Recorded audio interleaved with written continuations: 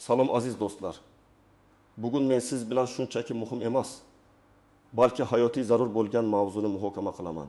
So'nggi paytlarda butun mamlakat bo'ylab sodir bo'layotgan elektr ta'minotidagi uzilishlar, ya'ni blackoutlar haqida gaplashamiz. Bu sizning uyingizda, ish joyingizda, hatto shaharingizda ham sodir bo'lishi mumkin. Bu holat qanday yuzaga keladi? Nimaga e'tibor berish kerak va eng muhimi, bahor oxirigacha elektrsiz qolmaslik uchun nima qilishimiz kerak? Bu ma'lumotlar har birimiz uchun juda muhim. Shuning uchun diqqat bilan tinglang. Hozirda kanalimizga obuna bo'ling va videoga like bosing. Shunda bu muhim ma'lumotlar ko'proq odamlarga yetib boradi. Avvallari vaziyat boshqacharoq edi. Ko'pchiligimiz elektr ta'minotidagi uzilishlarni faqat juda kuchli tabiiy ofatlar, masalan, bo'ronlar yoki texnik nosozliklar tufayli yuzaga keladigan favqulodda vaziyatlar deb bilardik. Qish mavsumida esa odatda tarmoqlar yuklamaga bardosh bera olmasligi sababli ayrim hududlarda qisqa muddatli uzilishlar kuzatilardi. Ammo ular lokal xarakterga ega bo'lib, tezda bartaraf etilardi. Ko'pchiligimiz uchun bu shunchaki vaqtinchalik noqulaylik edi. Chunki elektr ta'minoti tezda tiklanardi va uzoq vaqt davomida yorug'liksiz qolish holatlari kam uchraydigan hodisa edi. Biz elektr energiyasini odatiy va doimiy resurs deb qabul qilardik. Uning mavjudligiga shubha qilmasdik. Masalan, ertalab turib choy qo'yish, isitgich yoqish yoki smartfonni quvvatlash kabi oddiy ishlar har doim ham bajariladigan kundalik jarayonlar edi. Ammo hozir vaziyat tubdan o'zgardi. Global iqlim o'zgarishlari, energiya iste'molining keskin ortishi, eskirgan infratuzilma va ba'zi joylarda rejalashtirilmagan texnik nosozliklar kombinatsiyasi tufayli elektr ta'minotidagi uzilishlar muntazam tus olmoqda.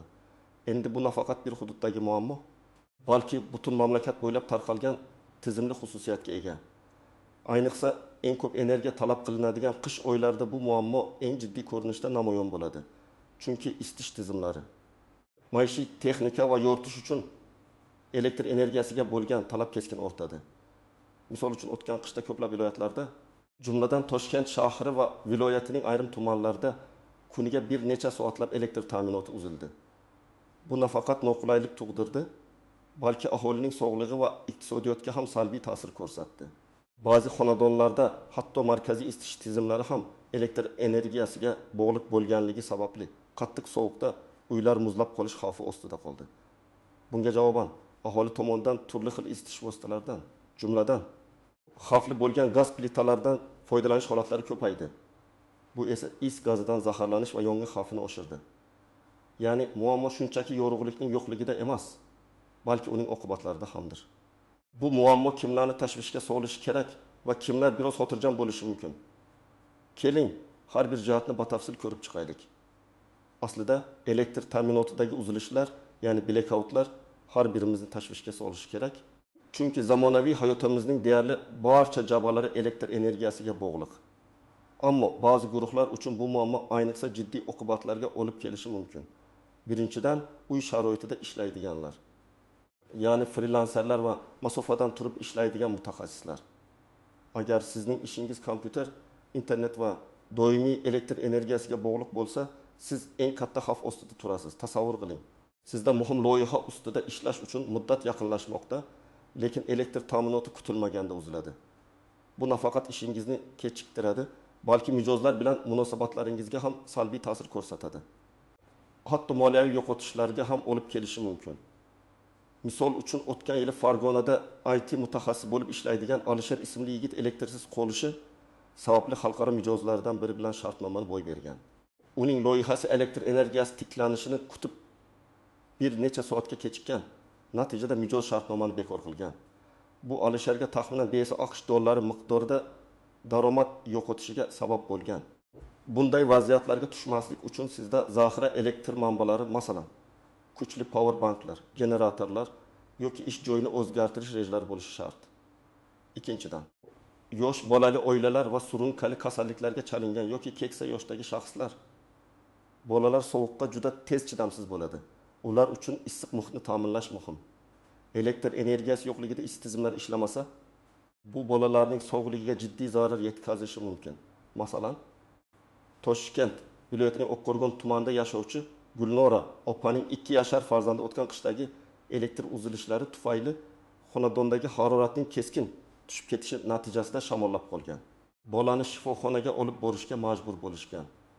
Shuningdek, insulin kabi sovuqda saqlanishi kerak bo'lgan dori darmonlarni ishlatadiganlar uyda elektr asboblari, masalan, kislorod konsentratorlari yoki sun'iy nafas olish apparatlari yordamida yashaydiganlar uchun elektr uzilishlari hayotiy xavf tug'dirishi mumkin. Ular zudlik bilan shifokorlar yoki yaqinlarning yordamini olishlari kerak. Uchinchidan, tadbirkorlar va kichik biznes egalari, do'konlar, kafelar, sartaroshxonalar va boshqa xizmat ko'rsatish shoxobchalari elektr energiyasiga juda bog'liq. Kassalar, muzlatgichlar, isitish tizimlari, yo'rtish, bularning hammasi elektrsiz ishlamaydi. O'tgan qishda Xorazm viloyatida bir kafe egasi elektr uzilishlari tufayli bir kun ichida ertalab tayyorlangan barcha taomlarni va muzlatgichdagi mahsulotlarni tashlab yuborishga majbur bo'lgan. Bu unga taxminan 3 million so'm zarar keltirgan. Shu kabi yo'qotishlar har bir tadbirkor uchun og'riqli bo'lishi mumkin.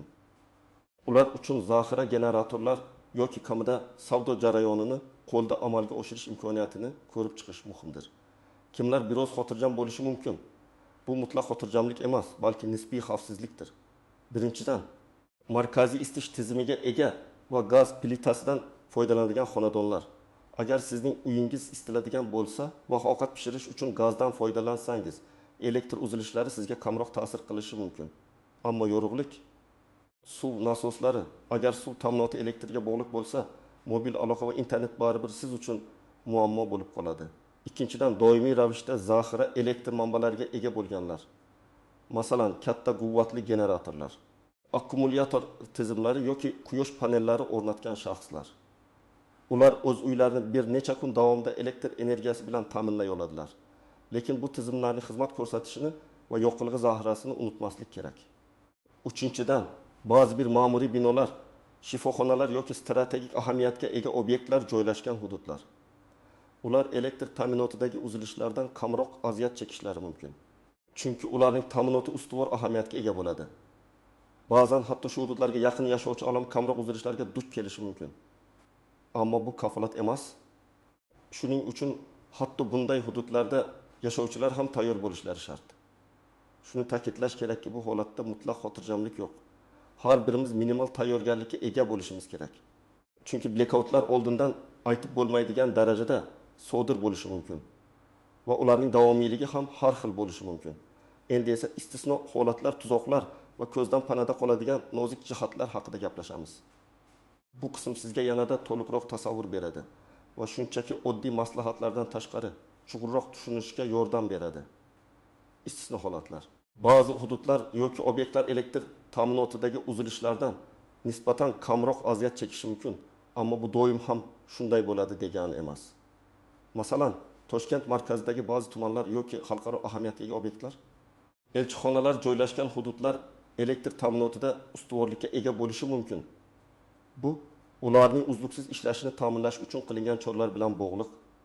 Shuningdek, yirik shifoxonalar va favqulodda vaziyatlar boshqarmasi kabi strategik obyektlar odatda o'zining mustaqil generatorlariga ega bo'ladi. Bu ularning elektrsiz qolmasligini ta'minlaydi. Ammo bu sizning xonadoningizga ham daxldor bo'ladi degani emas. Agar siz bunday obyektlarga yaqin yashasangiz, uzilishlar sizda kamroq sodir bo'lishi mumkin, ammo bu kafolat emas. Masalan, Toshkentdagi bir necha yirik kasalxonalarning atrofidagi kvartallarda o'tgan qishda elektr uzilishlari qisqaroq muddatga bo'lgan bo'lsa-da, baribir yuz bergan. Shuning uchun istisno holatlar faqat vaziyatni yengillashtirishi mumkin. Ammo mutlaq kafolat bera olmaydi. Tuzoqlar va xatarlar. Elektr ta'minoti uzilganda yuzaga kelishi mumkin bo'lgan ba'zi tuzoqlar va xatarlar bor. Birin, elektr tarmoqlarining haddan tashqari yuklanishi. Ko'pincha elektr uzilishidan keyin elektr berilganda iste'molchilar birdaniga barcha elektr asboblarini yoqishga harakat qilishadi. Bu esa tarmoqlarda keskin yuklanishga olib keladi va yangi uzilishlarga sabab bo'lishi mumkin. Bu xuddi avariyadan keyin birdaniga barcha mashinalar yo'lga chiqqanda tirbandlik yuzaga kelishi kabidir. Shuning uchun elektr berilganda barcha asboblarni birdaniga emas, balki bosqichma-bosqich yoqish tavsiya etiladi. 2. Mobil aloqa va internet muammolari. Zamonaviy telekommunikatsiya infratuzilmasi ham elektr energiyasiga bog'liq. Baza stansiyalari va serverlar elektr ta'minoti uzilganida ma'lum vaqt avtonom rejimda ishlashi mumkin. Ammo uzoq muddatli blackoutlarda mobil aloqa va internet ham ishdan chiqishi mumkin. O'tgan yilgi ba'zi holatlarda uzoq muddatli uzilishlar tufayli bir necha soat davomida hatto mobil aloqa ham ishlamay qolgan. Bu esa favqulodda vaziyatlarda yordam so'rash yoki yaqinlar bilan bog'lanish imkoniyatini cheklaydi. O'ch suv ta'minotining uzilishi ko'pgina binolarda, ayniqsa yuqori qavatlarda suv ta'minoti elektr nasoslariga bog'liq. Elektr uzilganda suv bosimi pasayishi yoki butunlay yo'q bo'lishi mumkin. Bu nafaqat ichimlik suvi masalasini, balki shaxsiy gigiyena va sanitariya sharoitlarini ham jiddiy muammoga aylantiradi. Dirt, oziq-ovqat mahsulotlarining buzilishi, muzlatgich va muzlatish kameralari elektrsiz bir necha soatdan keyin o'z vazifasini bajara olmaydi. Bu tez buziladigan oziq-ovqat mahsulotlarining yaroqsiz holga kelishiga olib keladi. O'tgan yili, masalan, poytaxtdagi bir oila elektr uzilishi tufayli muzlatgichdagi go'sht va sut mahsulotlarini tashlab yuborishga majbur bo'lgan, chunki ular bir kundan ortiq elektrsiz qolishgan edi. 5. Xavfsizlik masalalari. Elektr uzilganda ko'chalarda yorug'lik yo'qoladi. Bu esa jinoyatchilikning ortishiga sabab bo'lishi mumkin. Shuningdek, uy ichida shamlar yoki boshqa ochiq olov manbalaridan foydalanish yong'in xavfini oshiradi. Ko'zdan panada qoladigan nozik jihatlar. Bu faqat yorug'likning yo'qligidan ko'ra ko'proq narsani anglatadi. 1. Psixologik ta'sir. Uzoq muddatli elektr uzilishlari odamlarda stress, xavotir va tushkunlikni keltirib chiqarishi mumkin. Ayniqsa, bolalar va keksa yoshdagi odamlar uchun bu qiyinroq bo'ladi. Rutinaning buzilishi, o'yin kulgu va ma'lumot olish imkoniyatining cheklanishi psixologik qulaylikka salbiy ta'sir ko'rsatadi. 2. Jamiyatga ta'siri.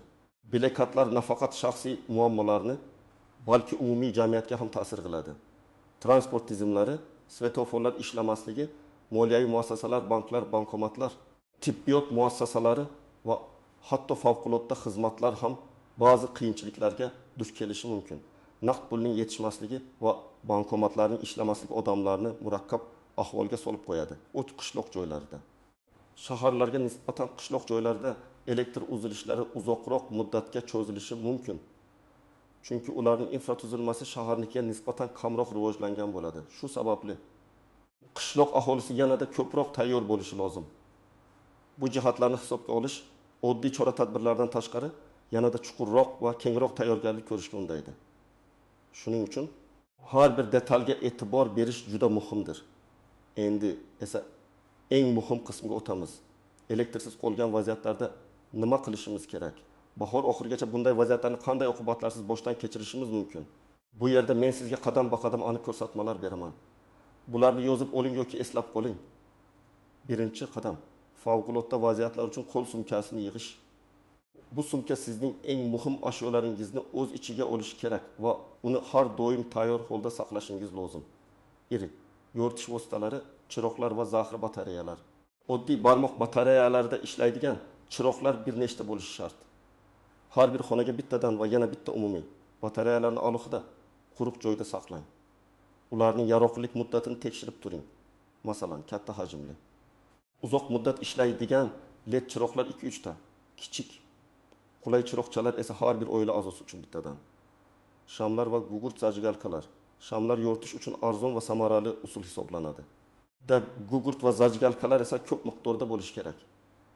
Shamdonlardan foydalanishni unutmang, yong'in xavfsizligi juda muhim. Shamning har bir xonada xavfsiz joyda turishini ta'minlang. Bosh chiroq, nalobniy fonar. Bu qo'llaringizni bo'sh qoldirib ishlash uchun juda qulay. Masalan, ovqat pishirish yoki qorong'ida biron narsani qidirishda yordam beradi. 2. Elektron qurilmalar va quvvatlantirgichlar, quvvat banklari, power banks. Smartfonlar va boshqa kichik qurilmalarni quvvatlantirish uchun bir nechta yuqori sigimli quvvat banklari kerak. Ularni har doim to'liq quvvatlantirilgan holda saqlang. Masalan, 20 milliamp hajmli 2-3 ta quvvat banki bitta smartfonni 5-7 marta quvvatlantirish imkonini beradi. Batareyalarda ishlaydigan radio, mahalliy yangiliklar va rasmiy xabarlarni tinglash uchun zarur. Mobil aloqa ishlamay qolganida bu eng yaxshi axborot manbai bo'lishi mumkin. Quyosh paneli zaryadlagich, agar uzoq muddatli uzilishlar bo'lsa, quyosh energiyasidan smartfon yoki kichik quvvat banklarini quvvatlantirish imkonini beradi. O't, oziq-ovqat va suv zaxirasi, tez buzilmaydigan oziq-ovqatlar, konservalar, go'sht, baliq, sabzavot, yormalar, makaron mahsulotlari. pechenyelar, quritilgan mevalar, yong'oqlar, shokolad energiya batonchalari. Har bir oila a'zosi uchun kamida 3-5 kunga yetarli bo'lishi kerak. Masalan, 2-3 litr ichimlik suvi har bir kishi uchun 1 kunga yetishi kerak. Shunga qarab, oila a'zolari soni va uzilish davomiyligini hisoblab, suv zaxirasini tayyorlang. Suvni plastik idishlarda yoki maxsus konteynerlarda saqlang. 4. Birinchi yordam qutisi, barcha kerakli dori-darmonlar. Siz muntazam ravishda ishlatadigan dori-darmonlar, og'riq qoldiruvchilar, antiseptiklar, bog'lovchi materiallar, plasterlar, shaxsiy gigiyena vositalari, sovun, tish cho'tkasi va pastasi, nom salfetkalar. 5. Issiq kiyimlar va adyollar. Agar qishda blackout sodir bo'lsa, xonadonlar sovib ketishi mumkin. Issiq kiyimlar, jundan adyollar, spalniki, qalin paypoqlar, sharflar va bo'sh kiyimlar tayyor bo'lsin. 6. Naqd pul. Bankomatlar va terminallar ishlamay qolishi mumkin. Shuning uchun kichik va o'rta miqdordagi naqd pul zaxirasi bo'lishi shart. Masalan, bir necha kunlik xarajatlarni qoplashga yetadigan miqdorda. 7. Muhim hujjatlar: pasport, tug'ilish guvohnomasi, nikoh guvohnomasi, tibbiy sug'urta polisining nusxalari. Ularni suv o'tkazmaydigan qoplamaga solib, bir joyda saqlash muhim. Asl nusxalarni emas, nusxalarni olib qo'yish maqsadga muvofiq. Nusxalar xavfsiz joyda turishi kerak. Ikkinchi qadam, aloqa rejasini tuzish. Oila a'zolari bilan oldindan kelishilgan aloqa rejasini tuzing. Elektr ta'minoti uzilganda yoki mobil aloqa ishlamay qolganda qayerda uchrashishingiz mumkinligini kelishib oling. Masalan, biron bir umumiy joyda, qo'shnining uyida yoki yaqin kafeda. 2. Yaqinlaringiz va qo'shnilaringiz bilan munosabatlarni mustahkamlang. Favqulodda vaziyatlarda ular yordam berishi mumkin. Ayniqsa, keksa qo'shnilaringizni holdan xabar olib turing. 3. Muhim telefon raqamlarini qog'ozga yozib qo'ying. Yaqinlarning raqamlari, shifoxona, o't o'chirish xizmati, elektr tarmoqlari, dispetcherlik xizmati raqamlari. Smartfoningiz quvvati tugaganda ulardan foydalana olasiz. 3-qadam, issiqlikni saqlash. Deraza va eshiklarni izolyatsiya qiling. Yo'riqlar orqali sovuq havo kirmasligini ta'minlang. Qishda blackout bo'lsa, bu juda muhim. 2. Zarur bo'lmagan xonalarga eshiklarni yoping.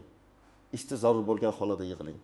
3. Agar sizda gaz plitasi bo'lsa, uni isitish uchun ishlatmaslikka harakat qiling. Bu is gazdan zaharlanish xavfini tug'diradi. Agar foydalansangiz, xonani tez-tez shamollatib turing va albatta karbonat angidrid detektori o'rnatib qo'ying. Bu juda muhim. 4-qadam, ma'lumot olish. Rasmiy manbalardan ma'lumot oling. Elektr uzilishlari haqidagi yangiliklarni faqat rasmiy manbalardan, Energetika vazirligi, hududiy elektr tarmoqlari korxonalari saytlari. Mahalliy hokimiyat xabarlari oling. Mish-mishlarga ishonmang. Batareyalarda ishlaydigan radiodan foydalaning. 2. Elektr tarmoqlari dispetcherlik xizmati raqamlarini oldindan bilib oling va kerak bo'lganda murojaat qiling. Ularga qanday ma'lumotlarni berish kerakligini ham bilib oling. Aniq manzil, ko'cha, uy raqami, uzilish vaqti. 5-qadam, avtomobilni tayyorlash. Bir avtomobilingizni doim to'liq yo'qligi bilan saqlang. Bu favqulodda vaziyatlarda isitish manbai yoki quvvatlantirish nuqtasi sifatida xizmat qilishi mumkin. Agar shahar tashqarisiga chiqishga to'g'ri kelsa, yo'qligi tugab qolmasligi muhim. 2. Avtomobil ichida zaxira issiq adyol, suv va kichik ovqat zaxirasini saqlang. 6-qadam, sanitariya va gigiyena. 1. Agar suv ta'minoti uzilsa, qo'llarni tozalash uchun spirt salfetkalar yoki qo'l dezinfeksiya vositalarini ishlating. 2. Tualetni suv bilan to'ldirilgan chelaklar yordamida yuvish mumkin. 7-qadam, uy hayvonlari va o'simliklar. Uy hayvonlaringiz uchun ham oziq-ovqat va suv zaxirasini tayyorlang. Ularning issiq joyda bo'lishini ta'minlang. 2. Uy o'simliklarini sovuqdan himoyalash uchun ularni issiqroq xonaga ko'chiring yoki ustiga mato yoping. Bu ko'rsatmalar sizga yordam beradi. Ammo eng muhimi, doimo xushyor bo'lish va har qanday vaziyatga tayyor turishdir. Rejalashtirish va tayyorgarlik sizni ko'p muammolardan xalos qiladi. Aziz do'stlar, ko'rib turganingizdek, elektr ta'minotidagi uzilishlar zamonaviy dunyoda kutilmagan, ammo tobora ko'proq sodir bo'ladigan hodisaga aylanmoqda. Bu shunchaki yorug'likning yo'qligi emas, balki hayot tarzimizga, sog'ligimizga va hatto xavfsizligimizga bevosita ta'sir qiladigan jiddiy muammo. Biz bugun bu blackoutlarga qanday tayyorlanishimiz kerakligini, ularning yuzaga kelish sabablari va oqibatlarini batafsil muhokama qildik. Esingizda bo'lsin, eng yaxshi himoya bu tayyorgarlikdir. Hatto eng kichik ehtiyot choralari ham sizni va oilangizni katta muammolardan qutqarishi mumkin. Bahor oxirigacha yoki hatto undan keyin ham elektrsiz qolish xavfini kamaytirish uchun bugundan boshlab harakat qiling. Bugungi maslahatlarga amal qiling va ularni yaqinlaringiz bilan baham ko'ring. O'z fikrlaringizni izohlarda yozib qoldiring. Bu mavzu bo'yicha sizning qanday tajribalaringiz borligini bilish biz uchun juda muhim. Videoga like bosing va kanalimizga obuna bo'lishni unutmang. Shunda biz kelgusida ham sizga shunday muhim va foydali ma'lumotlarni taqdim eta olamiz. O'zingizni va yaqinlaringizni asrang. E'tiboringiz uchun rahmat.